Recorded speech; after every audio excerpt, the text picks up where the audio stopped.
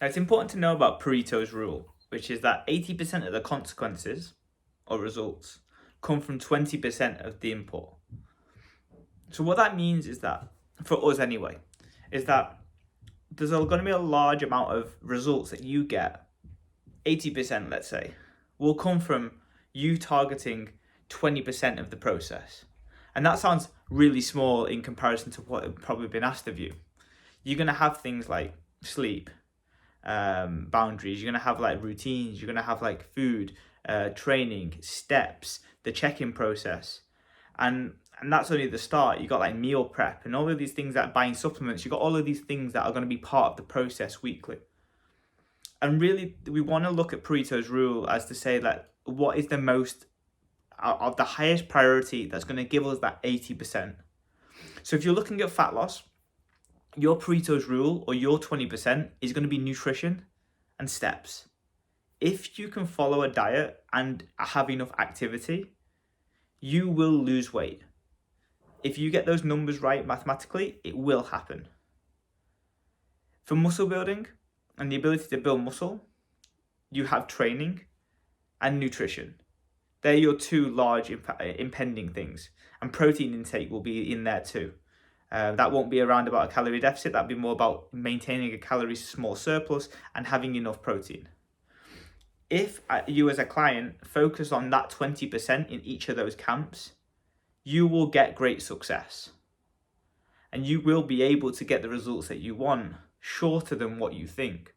A lot of people start processes and their priority rankings go in completely different orders to what actually gets the results.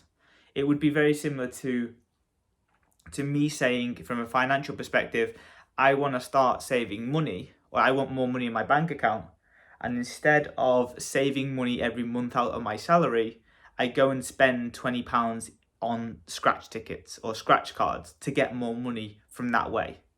A lot of people utilize their focus on, how did they take all their supplements, or did they meal prep exactly, or did they do all of their like training sessions. If it was to fat loss and it was a case of, did you do everything? Did you say no in that event more so than anything else? But when you strip back what is actually of priority, you will get a lot from just nutrition, being in a calorie deficit, and getting as many steps as possible. So when you're finding those weeks that are tough, when you're finding that you haven't got enough time to do all of the things, those are your priorities, because you will still get 80% of the results, which is still fantastic if you just focus on those two elements. And when you can do that time and time again, you can see that you don't have to be a perfectionist. You don't have to have an all or nothing mentality to get the results that you want. It's all about Pareto's rule. It's all about finding those big things that make movements. And for most, from a fat loss perspective, it is calorie deficit and following your nutrition and creating that nutrition and steps to create the activity that you burn. If you take care of that in a really, really poor week and you don't worry about anything else, then you've succeeded. You will get 80% of the results from that process. So when you're, for those that are thinking that they need to be 100% or they're not going to get results if they're not 100%, you won't. But if you focus on Pareto and you focus on where those 20% efforts are going, you'll get some return. So start with nutrition. If you're having a poor week and you've got COVID, or you're not feeling very well, or there's something going on at home, instead of being like, okay, yeah, well, I'll just try and make better decisions, it's like, no, well, if I focus on this 20% of nutrition, the rest of it will take care of itself. So focusing on nutrition, making sure deficit is there, then focusing on steps, and then if you can, training, and then lifestyle stuff around sleep and boundaries, they will then come afterwards, because they take less of an impact on your primary goal of fat loss.